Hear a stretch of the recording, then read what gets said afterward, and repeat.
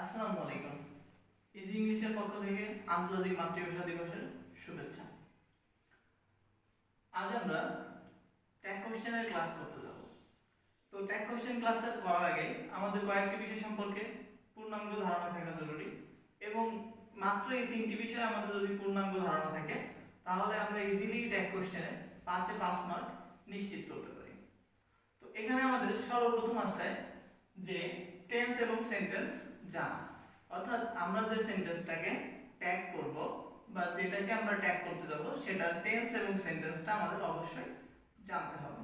2 নম্বর যেটা ফর্মুলা সেটা আমাদের বাক্যটা অ্যাফার্মেটিভ সেন্টেন্সে আছে নাকি নেগেটিভ সেন্টেন্সে আছে সেটা আমাদের অবশ্যই বুঝতে হবে।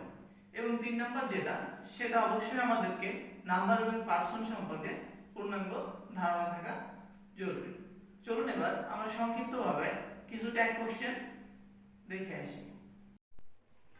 চলুন এবার কিছু শর্টকাট টুলের মাধ্যমে আমরা ট্যাগ কোশ্চেন সিলেবাসটা সম্পন্ন করি। তো আমরা এবার রুল নাম্বার 1 এ যাই যে আমাদের সেন্টেন্সটা যদি প্রেজেন্ট ইনডিফিনাইট টেন্সে হয়ে থাকে তাহলে ট্যাগ করার সময় আমাদেরকে সাহায্যকারী ভার্ব বা হেল্পিং ভার্ব হিসেবে ডু বা ডাজ আনতে হবে। তারপর সেন্টেন্সটা অ্যাফার্মেটিভ থাকলে তাকে নেগেটিভ করতে হবে এবং যদি সেন্টেন্সটা নেগেটিভ থাকে তাহলে তার নেগেটিভ ফর্মটাকে চেঞ্জ করে অ্যাফার্মেটিভ করতে হবে।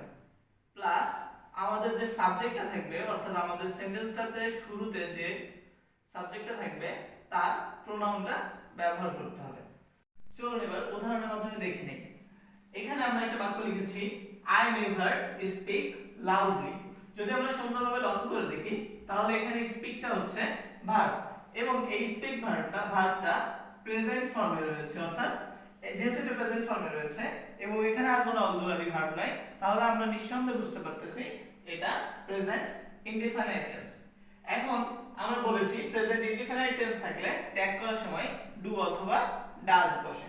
তো আমাদের ডাজ বসে যখন ভার্বের সাথে এস বাই এস থাকে তখন ডাজ বসে। যদি কিছু ক্ষেত্রে এক্সেপশনালি ডাজ বসে না সেটা আমরা পরবর্তী রুলের মাধ্যমে দেখে নিব। তো এখানে স্পিকের সাথে কোনো এস বাই এস না থাকার কারণে এখানে ডু ব্যবহার করব। এখন আমাদের এখানে নেভার যেটা একটা নেগেটিভ ওয়ার্ড সেটা রয়েছে, তাই জন্য আমরা এখানে কোনো নেগেটিভ ওয়ার্ড ব্যবহার করব না। তারপর আমাদের রুল নাম্বার অনুসারে সাবজেক্টের প্রোনাউন ফর্ম ব্যবহার করতে হবে। তো আই নিজেই একটা প্রোনাউন, তাই এখানে আমরা ব্যবহার করব ডু আই।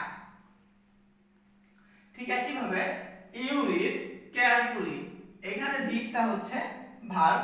তো এখানে যেহেতু রিড ভার্ব এবং রিডের সাথে কোনো এস বাই এস নাই তো এখানেও আমাদের ডু বসবে, ডু।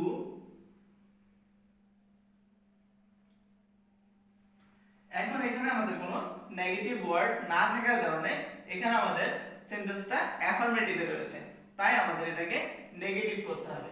তো নেগেটিভ করার জন্য আমরা নট এর সংক্ষিপ্ত রূপ এন অ্যাপোস্ট্রফি টি আনলাম। তো ডোন্ট, এখন ইউ একটা প্রোনাউন তো ইউ বসে যাবে। এখন আমরা 3 নাম্বারটা যদি দেখি হি সলভস দা প্রবলেম। এখানে সলভস ভার্বের সাথে এস বাই এস রয়েছে। আমরা বলেছি যে ভার্বের সাথে এস বাই এস থাকলে সেখানে বসে ডাজ এবং এখানে কোনো নেগেটিভ ওয়ার্ড না থাকার কারণে আমাদের এটাকে নেগেটিভ করতে হবে। ডাজন্ট, হি নিজেই একটা প্রোনাউন তাই আমরা ব্যবহার করব হি। ধন্যবাদ সবাইকে। আসসালামু আলাইকুম, আল্লাহ হাফেজ।